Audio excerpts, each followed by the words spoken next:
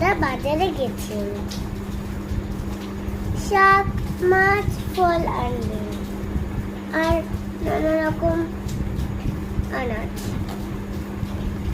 আলু পটল ঝিঙে গাজর করলা টমেটো আরো কত কি নানা রঙের তাজা আনাজ।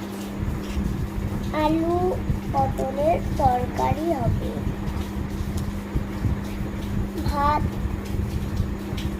ডালও হবে আর হবে মাছের ঝোল। শেষে মিঠাই।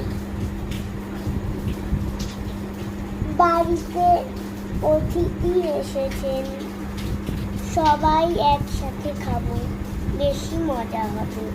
নমস্কার।